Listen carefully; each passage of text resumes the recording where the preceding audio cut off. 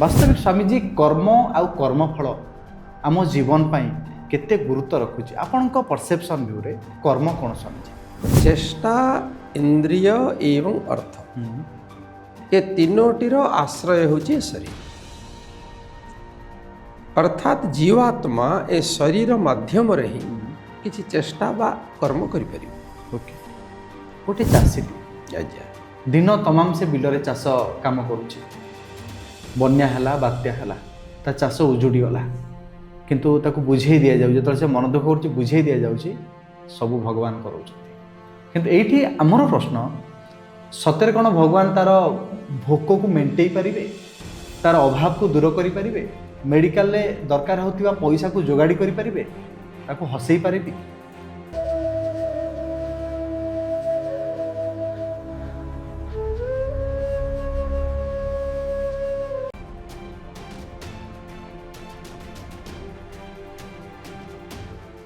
भगवत गीता कुहे कर्मेण्य बाधिकारस्त माँ फलेचु कदाचन अर्थात कर्म करि चल कर्म फल आशा रख ना। ए कथा अनेकंक पाई केबे प्रेरणा साजे केबे काम करिवा पाई सुजोग दिए पुणी केबे केबे अनेकंकु द्वंद्वरे आउ चिंतारे पकाए अर्थात आमे कर्म करिबा कर्म फलर आशा रखिबानी। ए प्रसंग आजिका समाज पाई अत्यंत गुरुत्वपूर्ण। ए प्रसंग एइथिपाई गुरुत्वपूर्ण समस्ते आज आमे आम जीवन रे कर्म को गुरुत्व दौचे किंतु केउठी ना केउठी कर्म फल पाई आमे चिंता करूचे आमे दुखरे पड़ुचे आमे भांगी पड़ुचे। आजिर प्रसंग कर्म और कर्म फल को नहीं मो सहित मो स्टूडियो उपस्थित अछंती स्मृति न्यासर अध्यक्ष मोटिवेशनल स्पीकर आध्यात्मिक गुरु स्वामी सुधानंद सरस्वती। स्वामीजी वेलकम टू माय पॉडकास्ट। नमस्ते भल अछन स्वामीजी? हाँ भल अच्छी। आज आम एक गुरुत्वपूर्ण प्रसंग आम आलोचना रखुचे। आज्ञा प्रसंग समस्त गुरुत्व रखे। आज्ञा आम कर्म करिबा कर्म फल को नहीं चिंता करिबा नहीं ईश्वर ऊपर छाड़ीदबा। वास्तविक स्वामीजी कर्म आउ कर्म फल आम जीवन पाई केते गुरुत्व रखुची आपनक परसेप्शन व्यू रे कर्म कोन स्वामीजी? आमको ए जन्म मिली केवल आमको नुहे प्रत्येक जीवात्मा मानू ये शरीर मिली। जन्म माने कौन? आत्मा सहित गोटे शरीर संपर्क। मृत्यु माने कौन ना शरीर रु आत्मा अलग हो संयोगर नाम जन्म वियोगर नाम मृत्यु। मृत्यु तेबे संयोग होची कहीं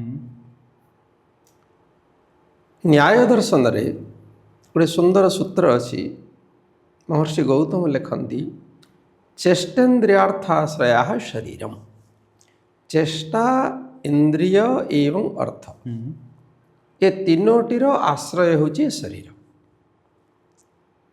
अर्थात जीवात्मा ए शरीर माध्यम रे ही किसी चेष्टा बा कर्म करि परिबो। ओके एवं तार जो ज्ञानेन्द्रिय एवं कर्मेन्द्रिय अच्छी ये इंद्रिय गुड़िक शरीर आधार रे ही कार्य करती। ज्ञानेन्द्रिय भी कार्य करे कर्मेन्द्रिय भी कार्य करे।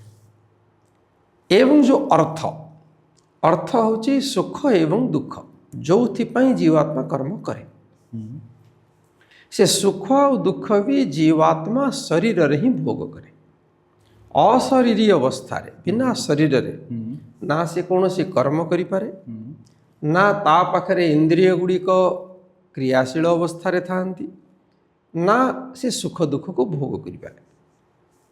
तेबे जो शरीर भितर को जीवात्मा को परमात्मा पठेले जे कर्म करिवा पे चेष्टा एवं जेतिक प्राणी भी अछंती से प्राणी मानन को दुई भाग रे विभक्त कराई छी। अच्छा गोटे हला भोग जोनि आ गोटे हला कर्म जोनि। अच्छा भोग जोनि कर्म जोनि।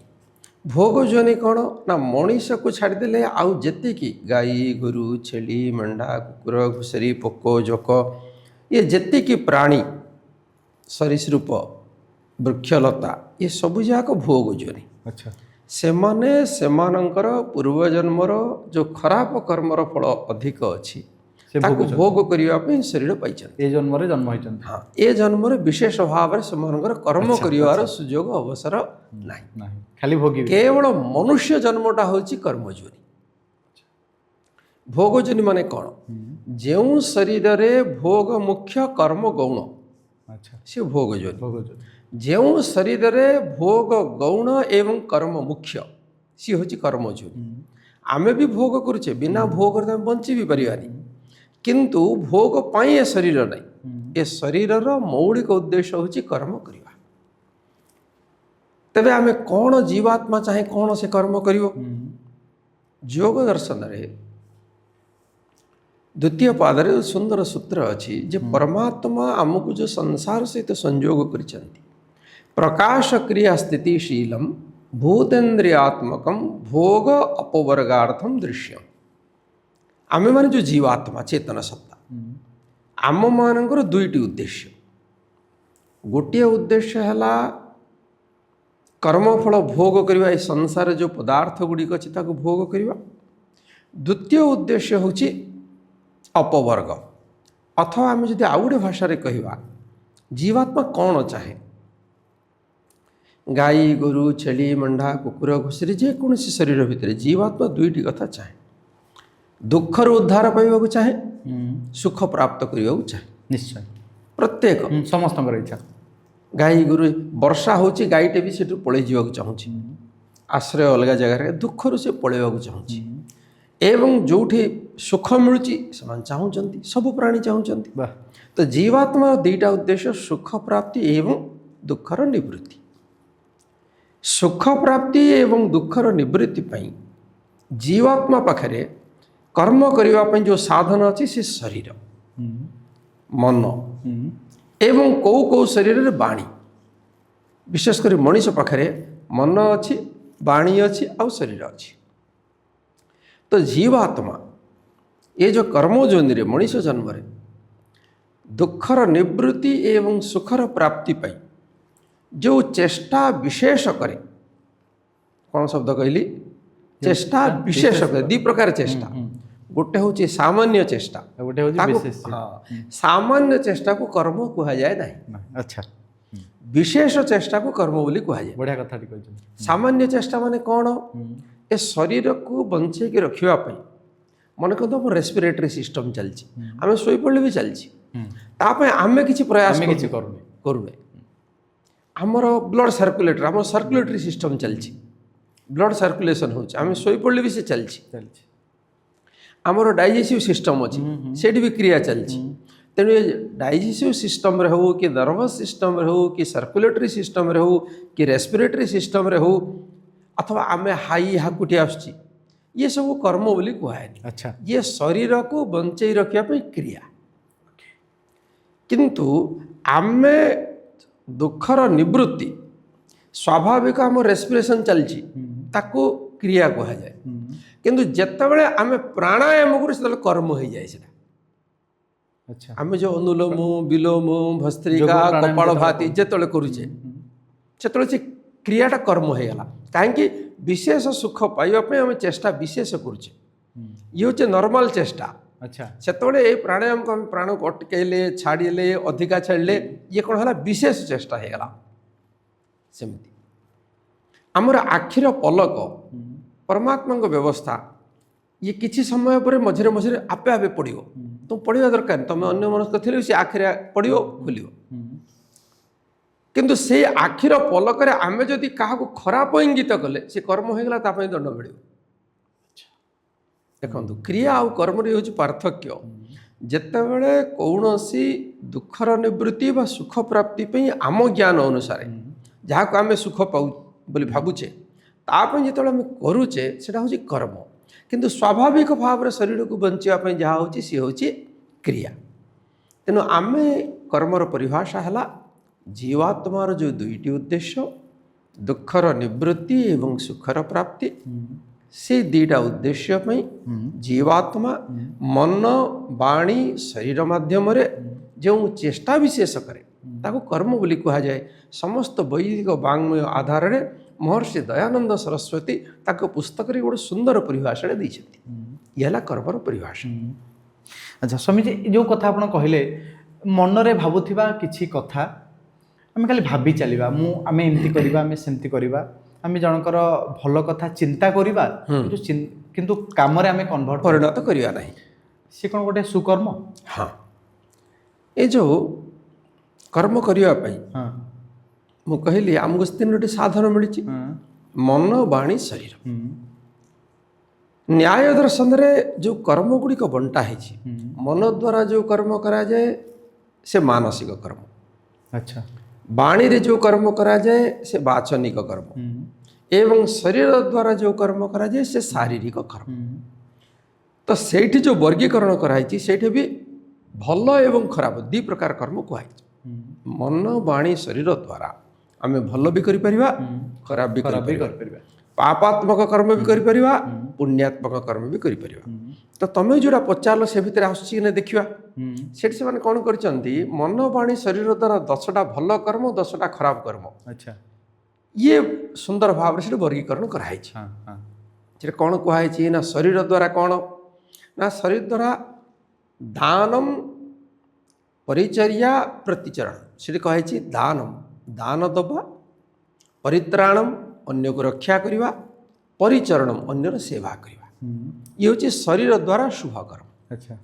ଆଚ୍ଛା, ଶରୀର ଦ୍ୱାରା ଅଶୁଭ କର୍ମ କ'ଣ? ହିଂସା, ସ୍ତେୟ, ପ୍ରତିଶୁଦ୍ଧ ମୈଥୁନାନି ଆଚରତି। ଅନ୍ୟକୁ ଦୁଃଖ ଦେବା, ହିଂସା କରିବା, ସ୍ତେୟ ଚୋରି କରିବା, ଏବଂ ବ୍ୟଭିଚାର କରିବା, ଶାରୀରିକ ଅସଦାଚାର କରିବା, ଇଏ ଶରୀର ଦ୍ୱାରା ଅଶୁଭ କର୍ମ। ଆଉ ଶରୀର ଦ୍ୱାରା ଶୁଭ କର୍ମ କ'ଣ? ଦାନମ୍, ପରିତ୍ରାଣମ୍, ପରିଚରଣମ୍, ଇଏ ଶାରୀରିକ ଗଲା। ପରେ ମାନସିକ କର୍ମ କ'ଣ? ତମେ ଯେଉଁଟା ମୋତେ ପଚାରିଲ, ମନରେ ଭାବିବା ନା ସେଇଠି ମନର ଦ୍ୱାରା ଖରାପ କର୍ମ କୁହାଯାଇଛି ଯେ ପରଦ୍ରବ୍ୟେଷୁ ଅଭିଧ୍ୟାନମ୍, ଅନ୍ୟର ଜିନିଷକୁ ଲୋଭ କରିବା, ନେଇଯିବାର ଇଚ୍ଛା। ଆମେ ନେଇନେ ଆହୁରି କିନ୍ତୁ ମନରେ ଭାବୁଛି କେମିତି ତା ଜିନିଷଟା ନେଇଯିବି, କେମିତି ତା ଜିନିଷ ହଡ଼ପ କରିବି, କେମିତି ଲୁଣ୍ଠନ କରିବି, କେମିତି ଶୋଷଣ କରିବି, ତା ପାଇଁ ମୁଁ ପ୍ଲାନ୍ କରୁଛି, ଇଏ ବି ଖରାପ କର୍ମ। ଆଚ୍ଛା ସ୍ୱାମୀଜୀ, ମୁଁ ଟିକେ ଖାଲି ଆଉ ଟିକେ ସ୍ପଷ୍ଟ ଉତ୍ତର ଚାହିଁବି। ଧରି ନିଅନ୍ତୁ ମୁଁ ଗୋଟେ ଲୋକର ଭଲ ଚିନ୍ତା କରୁଛି, ଆଜ୍ଞା, ମୁଁ ତାକୁ ସାହାଯ୍ୟ କରିବା ପାଇଁ ଚାହୁଁଛି, କିନ୍ତୁ ତା ପଛରେ ମୋର ଗୋଟେ ସ୍ୱାର୍ଥ ଅଛି। ମୁଁ ତାକୁ ସାହାଯ୍ୟ କଲେ ମୁଁ ଏଇ ସ୍ୱାର୍ଥଟି ପାଇବି। ଆଉ ଜଣ ପାଇଁ ମୁଁ ପୁରା ଖରାପ ଚିନ୍ତା କରୁଛି, ଅନ୍ୟମାନଙ୍କ ନଜରରେ ମୁଁ ଭାବୁଛି ମୁଁ ତା ପ୍ରତି ଖରାପ କଥା କହୁଛି, ଖରାପ ଚିନ୍ତା କରୁଛି, କିନ୍ତୁ ତା ପ୍ରତି ମୋର ମନ ବହୁତ ସକାରାତ୍ମକ ଅଛି। ଏ ଦୁଇଟି ପାର୍ଥକ୍ୟକୁ ଯଦି ଆପଣ ବିଚାରକୁ ନେବେ ତେବେ କେଉଁଟା ସତ୍କର୍ମ, କେଉଁଟା ଅସତ୍କର୍ମ? ମୁଁ କହିବି ସେଟା କେଉଁ ବର୍ଗରେ ଆସୁଛି। ତ ବର୍ତ୍ତମାନ ଆগে ଆମେ ବିଚାର କରୁଥିଲେ ଶାରୀରିକ ଶୁଭ ଅଶୁଭ, ମାନସିକ ଶୁଭ ଅଶୁଭ। ମନରେ ଅନ୍ୟର ଜିନିଷ ନେବାକୁ ଚିନ୍ତା କରିବା, ମନରେ ନାସ୍ତିକତା, ପରମାତ୍ମା ନାହାନ୍ତି ବୋଲିକିରି ବିଚାର କରିବା, ଏବଂ ପରଦ୍ରୋହ, ଅନ୍ୟକୁ ଖାଲରେ ପକାଇବାକୁ ଚିନ୍ତା କରିବା। ଆମେ କାହାକୁ ଖାଲରେ ପକେଇନେ, ତାକୁ ଖାଲରେ ପକାଇବା ପାଇଁ ଯୋଜନା କରୁଛେ, ସିଏ ବି ଅଶୁଭ କର୍ମ, ଅଶୁଭ ମାନସିକ କର୍ମ। ତ ଶୁଭ ମାନସିକ କର୍ମ କ'ଣ ନା ଅନ୍ୟକୁ ଆମେ ଦୟା କରିବା। କିଏ ଦୁଃଖରେ ପଡ଼ିଛି, ଆମେ କିଛି କରିପାରୁନି, ଗୋଟେ ଗରିବ ଲୋକଟେ, ଭିକାରୀଟେ, ମୋ ପାଖରେ ପଇସା ନାହିଁ, ମୋ ପାଖରେ ଶରୀର ସାମର୍ଥ୍ୟ ନାହିଁ, ମୁଁ ନିଜେ ହିଁ ଦୁର୍ବଳ ଅଛି, କିନ୍ତୁ ମୋ ମନ ଭିତରେ ତାପରେ ଯେଉଁ ଦୟାର ଭାବନା, ଇଏ ବି ଶୁଭ କର୍ମ। ତ ଦୟାର ଭାବନା କାହିଁକି ଶୁଭ କର୍ମ? ଏ ଲମ୍ବା ପ୍ରକ୍ରିୟା। ମୋ ଭିତରେ ଯଦି ଦୟାର ଭାବନା ହେଲା, ମୁଁ ଆଉ କାହାକୁ ପ୍ରେରଣା କରିକି ମଧ୍ୟ କର୍ମଟେ କରାଇଦେବି। ମୁଁ ସେଟା ନିଜେ କରିପାରିଲିନି, ମୋ ଦ୍ୱାରା କିନ୍ତୁ କରେଇଦେବି। ମୁଁ କାହାକୁ କହିବି ଭାଇ ତା ଟିକେ ସାହାଯ୍ୟ କର, ମୁଁ ଉଠି ପାରୁନି ଖଟରୁ, ଦେଖ ଗରିବ ଲୋକଟେ ଅଛି, ମୁଁ ଦେଇପାରୁନି, ତମେ ଏ ଜିନିଷଟା ନେଇକି ଦେଇଦିଅ। ତ ମୋ ଭିତରେ ସେ ଶୁଭ କର୍ମ ଆସିବାରୁ ଏ କର୍ମଟା ମୁଁ କଲି। ଆଚ୍ଛା, ତେଣୁ ଅନ୍ୟକୁ ଦୟା କରିବା। ତ ଆସ୍ତିକତା, ପରମାତ୍ମା ଅଛନ୍ତି ବୋଲି ବିଚାର କରିବା, ତ ଇଏ ବି ଶୁଭ କର୍ମ। ତ ମନ ଫେରେ ବାଣୀ ଦ୍ୱାରା, ବାଣୀ ଦ୍ୱାରା କ'ଣ? ଅସତ୍ୟମ୍, ମିଛ କହିବା, ପାରୁଷ୍ୟମ୍, କଠୋର କଥା କହିବା, ସୂଚନମ୍, ନିନ୍ଦା ଚୁଗୁଲି କରିବା, ଅସମ୍ବଦ୍ଧ ପ୍ରଲୋପାନି, ଅର୍ଥାତ୍ ଜଣଙ୍କ ପାଖକୁ ଆମେ ଗଲେ ତାର ଅଧା ଘଣ୍ଟା ନଷ୍ଟ କଲେ, ଗପିଲେ ଗପିଲେ ଗପିଲେ, ଆମେ କ'ଣ କହିବାକୁ ଚାହୁଁଛେ ସେ ଲୋକ ବୁଝିପାରିଲାନି। ଆକୁ ଆମେ ଖରାପ କର୍ମ ବୋଲି ଭାବୁନେ, କିନ୍ତୁ ଇଏ ଗୋଟେ ଖରାପ କର୍ମ। ଆପଣ ଜଣକୁ ଗୋଟେ କଥା କହିବାକୁ ଚାହୁଁଛନ୍ତି, ଯେତିକି କମ୍ ଶବ୍ଦରେ ବୁଝେଇବେ ସେ ବ୍ୟକ୍ତିର ସେତିକି ସମୟ ବଞ୍ଚିଲା। ନିଶ୍ଚୟ। ଆପଣ ଗୋଟେ କଥା କହିବାକୁ ଚାହୁଁଛନ୍ତି ଇଆଡ଼ୁ ସିଆଡ଼ୁ ସିଆଡ଼ୁ ଇଆଡ଼ୁ ଗପୁଛନ୍ତି ନା ସିଏ କିଛି ବୁଝିପାରୁଛି ନା ତାର ମୁଣ୍ଡଟା ବିନ୍ଧୁଛି ତ ଆପଣଙ୍କୁ କିନ୍ତୁ ଦୁଃଖ ମିଳିଲା। ତେଣୁ କୁହାଯାଇଛି ଅସମ୍ବଦ୍ଧ ପ୍ରଳାପ ଅନା ବନା ଗପିବା ମଧ୍ୟ ଗୋଟେ ଅଶୁଭ କର୍ମ ବାଣୀର। ସ୍ୱାମୀଜୀ ମୁଁ ଯେଉଁ କଥା ଗୀତାର ଶ୍ଲୋକରୁ ଯେଉଁଠି ଆରମ୍ଭ କଲି ମୁଁ ସେଇଟାକୁ ଟିକେ ଆଉ ଟିକେ ବୋଲେଇ ଦେଉଛି। ଯେଉଁ ଶ୍ଲୋକ ପାଇଁ ଆମେ ଇଣ୍ଟ୍ରୋଡକ୍ସନରେ ମୁଁ କଥା କହିଲି ଆମେ କର୍ମ କରିବା କିନ୍ତୁ କର୍ମର ଆଶା ରଖିବାନି। ଆଜ୍ଞା ମୁଁ ଖାଲି ଛୋଟ ଏକ୍ଜାମ୍ପଲ୍ ଦେଇ ମୁଁ ଆପଣଙ୍କୁ ବୁଝିବା ପାଇଁ ଚାହିଁବି। ଗୋଟେ ଚାଷୀଟିଏ ଆଜ୍ଞା ଦିନ ତମାମ ସେ ବିଲରେ ଚାଷ କାମ କରୁଛି, ବନ୍ୟା ହେଲା ବାତ୍ୟା ହେଲା ତା ଚାଷ ଉଜୁଡ଼ିଗଲା, କିନ୍ତୁ ତାକୁ ବୁଝେଇ ଦିଆଯାଉଛି ଯେତେବେଳେ ସେ ମନ ଦୁଃଖ କରୁଛି ବୁଝେଇ ଦିଆଯାଉଛି ସବୁ ଭଗବାନ କରାଉଛନ୍ତି। କିନ୍ତୁ ଏଇଠି ଆମର ପ୍ରଶ୍ନ ସତରେ କ'ଣ ଭଗବାନ ତାର ଭୋକକୁ ମେଣ୍ଟେଇ ପାରିବେ, ତାର ଅଭାବକୁ ଦୂର କରିପାରିବେ, ମେଡ଼ିକାଲରେ ଦରକାର ହେଉଥିବା ପଇସାକୁ ଯୋଗାଡ଼ି କରିପାରିବେ, ତାକୁ ହସେଇ ପାରିବେ କି? ଠିକ୍। ପ୍ରଥମରୁ ମୁଁ କହିଲି କର୍ମର ପରିଭାଷା କ'ଣ ନା କର୍ମ କରିବା ପଛରେ ଜୀବାତ୍ମାର ଉଦ୍ଦେଶ୍ୟ ଥାଏ। କ'ଣ ଦୁଃଖର ନିବୃତ୍ତି ସୁଖର ପ୍ରାପ୍ତି। ବିନା ଇଚ୍ଛାରେ କେବେ ମଧ୍ୟ କୌଣସି କାମ ହେଇପାରିବ ନାହିଁ। ତେଣୁ ତୁମେ ଯେଉଁ ପ୍ରଥମ ପ୍ରଶ୍ନ ହେଲ ଯେ ଆମେ କର୍ମ କରିବା କିନ୍ତୁ ଫଳର ଆଶା ରଖିବା ନା ନାହିଁ, ବିନା ଫଳର ଇଚ୍ଛାରେ କୌଣସି କର୍ମ କରିବା ପାଇଁ କେବେ ବି ପ୍ରବୃତ୍ତି ଆସିବ ନାହିଁ। ମନୁସ୍ମୃତିରେ ସ୍ପଷ୍ଟ ଭାବରେ କୁହାଯାଇଛି ଯଦି ଇଚ୍ଛା ହେବ ନାହିଁ ତ ଆଖିର ମଣିଷ ଜାଣିଶୁଣି ଆଖିର ପଲକ ବି ପକେଇବନି, ଇଚ୍ଛା ହେଲେ ହିଁ ମଣିଷ କର୍ମ କରିବ। କିନ୍ତୁ ଗୀତାରେ ଯାହା କହିଛି ତା ବି ଠିକ୍। ବର୍ତ୍ତମାନ ଏ ଦିଟା ଭିତରେ ଆମ ସାମଞ୍ଜସ୍ୟ ସେଇଟା ଭଲ କି ବୁଝିବାର। ୟଦ୍ୟଦ୍ ହି କୁରୁତେ କର୍ମ ତତ୍ସର୍ବଂ କାମସ୍ୟ ଚେଷ୍ଟିତମ୍। ମନୁସ୍ମୃତିରେ କୁହାଗଲା ଅକାମସ୍ୟ କ୍ରିୟା କ୍ୱଚିତ୍ ନ ହିଁ ଭବତି କରିହିଚିତ୍। ଅକାମସ୍ୟ ଯାହାର କୌଣସି ଇଚ୍ଛା ନାହିଁ ସିଏ କୌଣସି କର୍ମ କେବେ ବି କରିପାରିବ ନାହିଁ। ହେଲା, ଅକାମସ୍ୟ କ୍ରିୟା କ୍ୱଚିତ୍ ନ ହିଁ ଭବତି କରିହିଚିତ୍। ୟତ୍ ୟତ୍ ହି କୁରୁତେ କର୍ମ। ମହର୍ଷି ମନୁ କହିଲେ ଜୀବାତ୍ମା ଯେକୌଣସି ଶରୀରରେ ଯାହା ବି କର୍ମ କରୁଛି ସେ ସବୁ ଇଚ୍ଛାପୂର୍ବକ ହିଁ କରୁଛି। ୟଦ୍ ୟଦ୍ ହି କରୁଛି ତତ୍ ସର୍ବଂ କାମସ୍ୟ ଚେଷ୍ଟିତମ୍। ଇଚ୍ଛାପୂର୍ବକ କରେ। ଫେରେ ଏ ଶ୍ଲୋକ କାହିଁକି କୁହାହେଲା ନା କର୍ମ କରିବା ପର୍ଯ୍ୟନ୍ତ ଆମର ଅଧିକାର ଅଛି। ସେ ଶ୍ଲୋକରେ ତୁମେ କ'ଣ କହିଲ? କର୍ମଣି ଏବ ଅଧିକାର ତେ। ଶ୍ରୀକୃଷ୍ଣ ବୁଝେଇଲେ ଅର୍ଜୁନକୁ କର୍ମ କରିବା ଉଚିତ। ତମେ ଜିତିବା ପାଇଁ ଯୁଦ୍ଧ କର, ହାରିଯିବା ପାଇଁ ନାହିଁ। ଜଣେ ଯଦି ହାରିବା ପାଇଁ ଯୁଦ୍ଧ କରିବ ତ ପୁରା ଏଫର୍ଟ ହିଁ ଲଗେଇବନି, ପୁରା ଚେଷ୍ଟା ହିଁ ଲଗେଇବନି।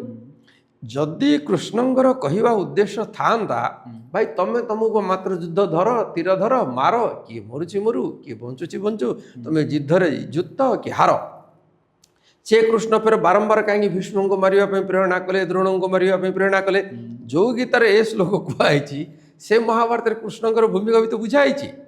କିନ୍ତୁ ଏ ଶ୍ଲୋକ କାହିଁକି କୁହାଯାଇଛି? ଏ ଶ୍ଲୋକର ଅର୍ଥ ହେଲା ଆମେ ଆମର ଫୁଲ୍ ଏଫର୍ଟ ଦେବା, ପୂର୍ଣ୍ଣ ଚେଷ୍ଟା କରିବା ଏବଂ ଗୋଟେ ଉଦ୍ଦେଶ୍ୟକୁ ପାଇବା ପାଇଁ ହିଁ ଚେଷ୍ଟା କରିବା। କିନ୍ତୁ ଯେହେତୁ ପାରିପାର୍ଶ୍ୱିକ ପରିସ୍ଥିତି, ये सबुजाक सराउंडिंग जो स्थिति अच्छी ये सबू आमर नियंत्रण रे नाही।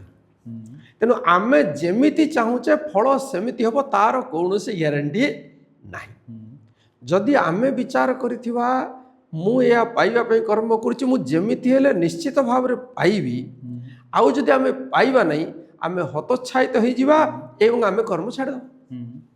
तेणु सांत्वना दो पे कुहाइछि तमें कर्म तो फुल एफर्ट लगे कर, किंतु तुम जेमिति चाहूच सब बेले जे फल ताहा ही हम तार कौन से ग्यारंटी ना।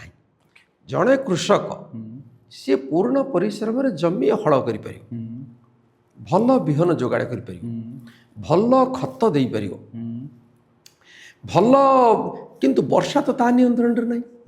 मन करते जलसेचन भी व्यवस्था कर, हठात गोटे भिन्न प्रकार रोग हो गले, जो जो रोग गुड़िक आगुरी होते से विहन विशोधन करथिला, कीटनाशक अच्छी, एबे जदि किछि अचिन्हा रोग है आर तो फिर गवेषणा कर औषध बाहर ना, फसल समाप्त हो।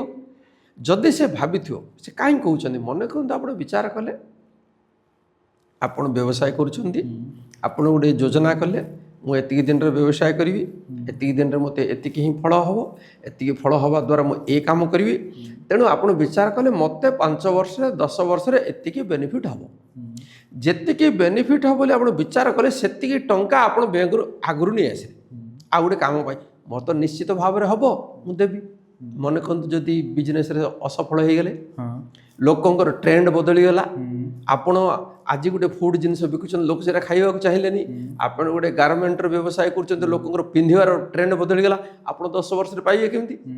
ଏଣୁ ଶ୍ରୀକୃଷ୍ଣ କହିଲେ ଗୀତାରେ କର୍ମଣି ଏବ ଅଧିକାର ହସ୍ତେ, ତମେ କର୍ମ କରିବାର ଅଧିକାର ଅଛି, କିନ୍ତୁ ଫଳ ଉପରେ ତମର ପୂର୍ଣ୍ଣ ଅଧିକାର ନାହିଁ। କାହିଁକି? ଫଳ ଅନେକ ବ୍ୟକ୍ତିଙ୍କୁ ନେଇକି ସମ୍ବନ୍ଧିତ। এই প্রসঙ্গে ମୁଁ ଖାଲି ଗୋଟେ ଛାତ୍ର ଜୀବନର କଥାଟି ତ ଏଇଥିରେ ମୁଁ ଆଉ ଗୋଟେ କଥା କହିବି, ମୁଁ ସମସ୍ତଙ୍କୁ ସଚେତ କରାଇଦେବି। ତେଣୁ ଯେଉଁ କୃଷକ ବିଚାର କରୁଛି ଯେ ନା ମୁଁ ଏତିକି ଜମି ଚାଷ କରୁଛି, ମୋର ଏତିକି ହେବ, ଠିକ୍ ସେତିକି ଆଶା କରିବା ଉଚିତ, ସେତିକି, କିନ୍ତୁ ସେତିକି ଫଳ ପାଇଁ ଖର୍ଚ୍ଚ କରିବାର ଯଦି ଯୋଜନା ସେ ଆଗରୁ କରି ଧାର ନେଇ ଆସିଥିବ ସମସ୍ୟା ହେଇଯିବ।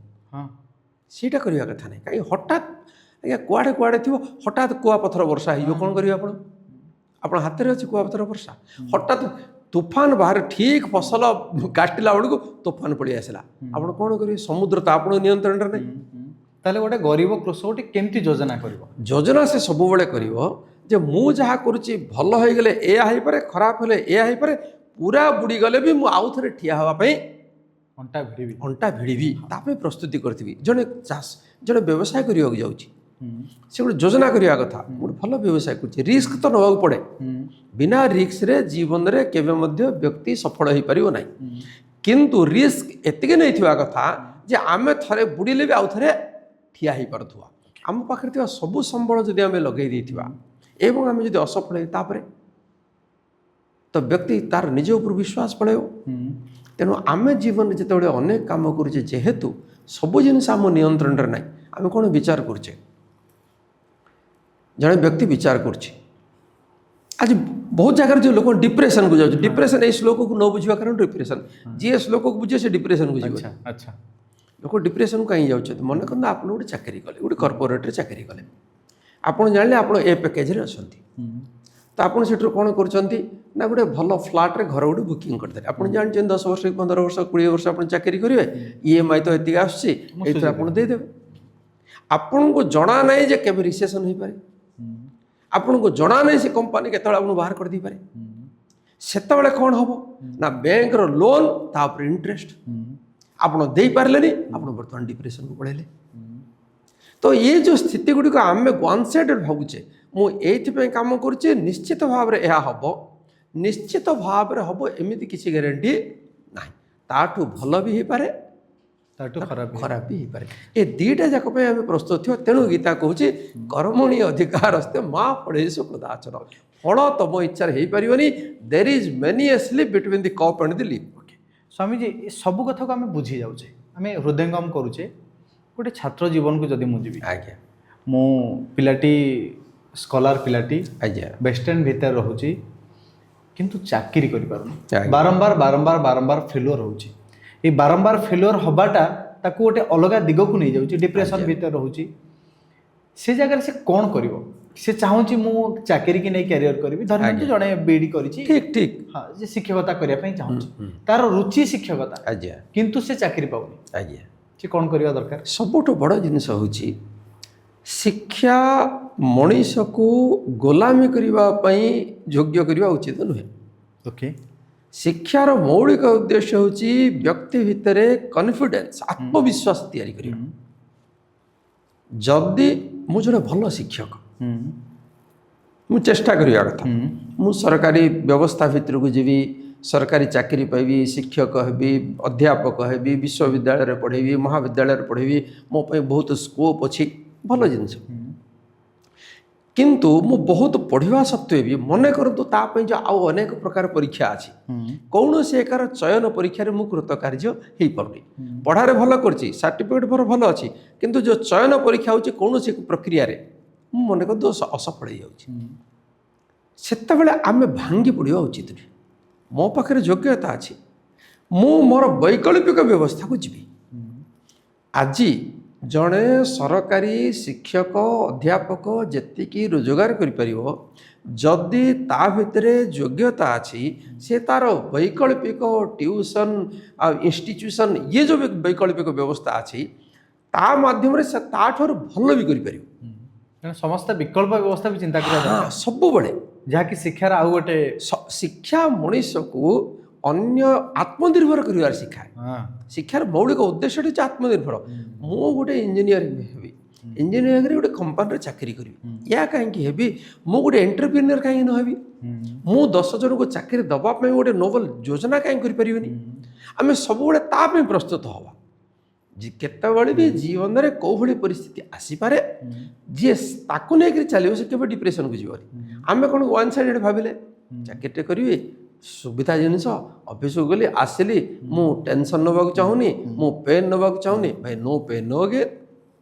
ଜୀବନଟା ଫୁଲର ସେଜ ନୁହେଁ। ଆମେ ଯାହା ସେଇଥିପାଇଁ ତ ଗୀତାରେ କୁହାଯାଇଛି ମା ଫଳେ ସୁଖଦାଚନ। ତମେ ଯେଉଁ ଭାବୁଛ ଯେ ପାଠ ପଢ଼ୁଛି ମୋତେ ଚାକିରି ହିଁ ମିଳିବ ତା ଉପରେ ତମେ ଗ୍ୟାରେଣ୍ଟି ଦେଇପାରିବ ନାହିଁ। ତମେ ଆଜି ଯୋଜନା କରିକି ଦେଖୁଛ ପ୍ରତିବର୍ଷ 50 ଭେକେନ୍ସି ବାହାରୁଛି, ତମେ ପହଞ୍ଚିବ। ତମେ ପହଞ୍ଚିଲା ବେଳକୁ ମନେ କରନ୍ତୁ ଆଉ ଭେକେନ୍ସି ବାହାରିବା ବନ୍ଦ ହେଇଗଲା, କ'ଣ କରିବ? ଏ କ'ଣ କରିବ? ଗଭର୍ଣ୍ଣମେଣ୍ଟର ସିଷ୍ଟମ୍ ତ ତମ ହାତରେ ନାହିଁ ନା, ପାଠ ପଢ଼ିବାଟା ତମ ହାତରେ ଅଛି। ସିଷ୍ଟମ୍ ମନେ କରୁ ତୁମେ ବିଚାର କରି ଚାଲିଛ ଯେ ମୁଁ ୟୁନିଭର୍ସିଟିରେ ଗୋଟେ ପ୍ରଫେସର ହେବି, ତା ପାଇଁ ପଢ଼ିବାଟା ଆରମ୍ଭ କଲ, 15 ବର୍ଷ ପରେ 20 ବର୍ଷ ପରେ ହେବ।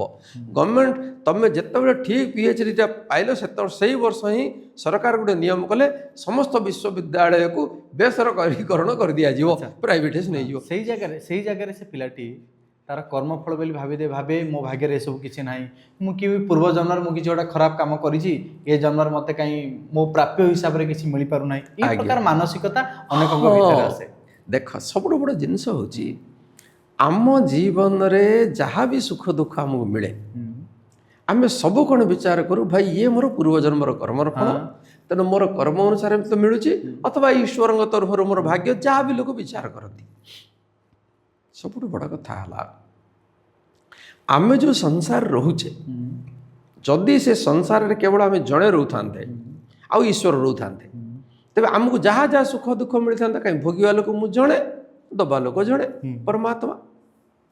କିନ୍ତୁ ଆମେ ଯେଉଁ ସଂସାର ଭିତରେ ରହୁଛେ ଇଏ ଗୋଟେ ସିଷ୍ଟମ୍, ଏ ଭିତରେ ମୋ ଭଳି ଆହୁରି ବହୁତ ଲୋକ ଅଛନ୍ତି, ଅନେକଙ୍କୁ ନେଇକି ଅନେକ ଅଛି। ତେଣୁ ଏଇଠି ଆମକୁ ଯେଉଁ ସୁଖ ଦୁଃଖ ମିଳୁଛି, ମୋତେ ମାଠୁ ମିଳୁଛି, ବାପାଙ୍କଠୁ ମିଳୁଛି, ଭାଇଠୁ ମିଳୁଛି, ଭଉଣୀଠୁ ମିଳୁଛି, ସମାଜରୁ ମିଳୁଛି, ଅଚିହ୍ନା ଚିହ୍ନା ଲୋକଙ୍କଠୁ ବି ମିଳୁଛି, ଅଚିହ୍ନା ଲୋକଙ୍କଠୁ ବି ମିଳୁଛି। ନିଶ୍ଚୟ। ତ ଇଏ ସବୁ ଯାକ ଈଶ୍ୱରଙ୍କ ଦ୍ୱାରା ପ୍ରଦତ୍ତ କର୍ମଫଳ ନୁହେଁ। ମୁଁ ରାସ୍ତାରେ ଯାଉଥିଲି, ଜଣେ ଅଚିହ୍ନା ଲୋକ ଜଣେ ପିଇ ଦେଇଛି, ମୋତେ ଦେଖି ସେ ଅସଭ୍ୟ ଭାଷାରେ ଗାଳି କଲା। ଏଇଟା କ'ଣ ଈଶ୍ୱର ଦେଲେ? ସବୁ କରୁଛନ୍ତି। ଆଚ୍ଛା ବଢ଼ିଆ କଥା ତମେ କହିଲ। ମାନେ ଈଶ୍ୱର ଯଦି ସବୁ କରୁଛନ୍ତି, ଦେଖ ତମେ ଯାହା କହୁଛ ତମେ ସେଇ ପଏଣ୍ଟରେ ଷ୍ଟ୍ରଙ୍ଗ ହବ, ମୋ ଉପରେ କ୍ୱେଶ୍ଚନ୍ କରିବି। ଆଚ୍ଛା ଈଶ୍ୱର ନ୍ୟାୟକାରୀ ନା ଅନ୍ୟାୟକାରୀ? ନ୍ୟାୟକାରୀ। ନ୍ୟାୟକାରୀ। ନ୍ୟାୟ ଶବ୍ଦର ଅର୍ଥ କ'ଣ? ସତ୍ ମାର୍ଗରେ ଯିବା। ନ୍ୟାୟ ଶବ୍ଦର ଅର୍ଥ ହେଲା ଯେତିକି କର୍ମକୁ ସେତିକି ଫଳ, ଯେମିତି କର୍ମକୁ ସେମିତି ଫଳ ହେଲା। ଆଚ୍ଛା ବର୍ତ୍ତମାନ ମୁଁ ରାସ୍ତାରେ ଯାଉଥିଲି, ମୁଁ କାହାକୁ କିଛି କହିନି, ଗୋଟେ ମଦୁଆଟେ ମଦ ପିଇଛି ମୋତେ ଗାଳି କଲା, ହେଲେ ଈଶ୍ୱର କେମିତି କର୍ମଫଳ ଦେଲେ? ମୁଁ ତ ସେ ମଦୁଆରେ କିଛି କରିନି, ହେଲେ ଇଏ ନ୍ୟାୟ କେମିତି ହେଲା ଈଶ୍ୱରଙ୍କର? ଏଠି ତ ଅନ୍ୟାୟ ବ୍ୟବସ୍ଥା ହେଲା। ପୂର୍ବ ଜନ୍ମରେ କିଛି ଫଳ ଥିବ। ଆଚ୍ଛା ମନେ କରନ୍ତୁ, ଆଚ୍ଛା ବହୁତ ବଢ଼ିଆ, ତମେ ଆଉ ଥରେ ପଳେଇ ଆସିଲ, ତମେ ତମ ଟ୍ରାକ୍ ବଦଳେଇଲ। ଆଚ୍ଛା ମନେ କରନ୍ତୁ ପୂର୍ବ ଜନ୍ମରେ ମୁଁ କିଛି ଖରାପ କରିଥିଲି, ତେଣୁ ମୋତେ ସେ ମଦୁଆ ଗାଳି କରୁଛି। ଆଚ୍ଛା ମୋର ପୂର୍ବଜନ୍ମର ରେକର୍ଡ ତା ପାଖରେ କେମିତି ପହଞ୍ଚିଲା? ମନେ କରନ୍ତୁ ମୋତେ ଜଣେ କର୍ମର ଫଳ ଦବ, ଏବେ ଆମେ ନ୍ୟାୟାଳୟରେ ବିଚାର କରୁଛୁ। ଜଣେ ଲୋକ ଗୋଟେ ଚୋରି କଲା, ଚୋରି କରିବା ପରେ ସେ ରିମାଣ୍ଡରେ ରହୁଛି, ଅଥବା ତାକୁ ଜେଲରେ ଟ୍ରାଏଲରେ ରଖୁଛନ୍ତି। ବର୍ତ୍ତମାନ ପର୍ଯ୍ୟନ୍ତ ସେ କନଭିକ୍ଟ ହେଇନି କି ତାର ଦଣ୍ଡାଦେଶ ହେଇନି, ସେ ବର୍ଷେ 2 ବର୍ଷ 3 ମାସ 6 ମାସ କ'ଣ ଦଣ୍ଡ ପାଇବ କିଛି ହେଇନି। ସେ ଫାଇନାନ୍ସିଆଲି ଦଣ୍ଡ ପାଇବ କି ସେ ଫିଜିକାଲି ପାଇବ, ଶାରୀରିକ ପାଇବ, ଅର୍ଥ ଦଣ୍ଡ ପାଇବ, କିଛି ନିଶ୍ଚିତ ହେଇନି। ସେ ବର୍ତ୍ତମାନ ଜେଲରେ ବି ଅଛି, ଟ୍ରାଏଲରେ ଅଛି, ଚାଲିଛି କୋର୍ଟରେ। ତ ଏମାନେ କ'ଣ କରୁଛନ୍ତି, କେତେବେଳେ ତାକୁ ଦଣ୍ଡଟା ଫାଇନାଲ ହୁଏ ନା ଯେତେବେଳେ ପୋଲିସ ତାର କେସ୍ ଡାଏରୀଟା ଜମା କରିବ, ଖୋଜିବ, ତାର ଏଭିଡେନ୍ସ ସବୁ ଏକାଠି କରିବ ଯେ ଭାଇ ଇଏ ଏକ ପ୍ରକାର କାମ କରିଛି, ତାର ସବୁ ଏଭିଡେନ୍ସ ଏଇଆ ହେଲା, तापर कोर्टे विचार हम विचारपति विचार करेंगे हाँ भाई से या करिछि एवं से विचारपति भी जो विचार करेंगे सी भी मन इच्छा दंड देवेनि अमुक क्रिमिनाल ऑफेंस कले अमुक अपराध कले तापे हमर जो आईपीसी अच्छी इंडियन पेनाल कोड अपराध दंड संहिता से दंड संहितार से लिखला लिखे दंड संहितार अमुक धारा अनुसार से ए क्रिमिनाल ऑफेंस करिथिबारु ताको एतिकी दंड दिया जाऊ वर्तमान जो मधुआ मते गाली कला ना मोर केस डायरी ता पाखे अच्छी ना मु जो जो खराब काम करिछि तार आईपीसी ता पाखे अच्छी जे मत केतिकी गाली करियो पड़ियो से मापिगिरी करूछि मते जाको गोटे वाक्य कहबी कि दीटा वाक्य कहबी कि चारिटा वाक्य कहबी एतिकी सभ्य कथा कहबी एतिकी असभ्य शब्द कहबी माप चुपर जतले होनी से किमिति मो कर्मफल हला तेणु ये संसार जो लोक मैंने आमको कही दियंती कौन कहती जे भाई संसार जोटी जहाँ होची सब भगवान करो सब ईश्वर अंगुली निर्देश रे सब होउची ना प्रथम कथा होची जदि संगुली निर्देश रे हैला संसार रे भल कथा भी होची खराब भी होची से भी ईश्वर करोचन सब ईश्वर करूछ अच्छा वर्तमान जेतिकी झियो मानक ऊपर बलात्कार होची तो ये सब कोन ईश्वर करूचंती हमें चुप हे दिबा जगह ये यक्ष प्रश्न जदि संसार रे जहाँ होची सब परमात्मा करूचंती तो जो झियो मानकर कौन किसी दोष नहीं तांको ऊपर बलात्कार होची जेतिकी लुंठन होची जेतिकी शोषण होची गोटे वर्ग आ गोटे वर्ग ऊपर शोषण करुची ए दुनियार सबुजाक अन्याय तो सब ईश्वर मुंडक जीव से आउ गोटे लस हम बड़ हानि हम कौन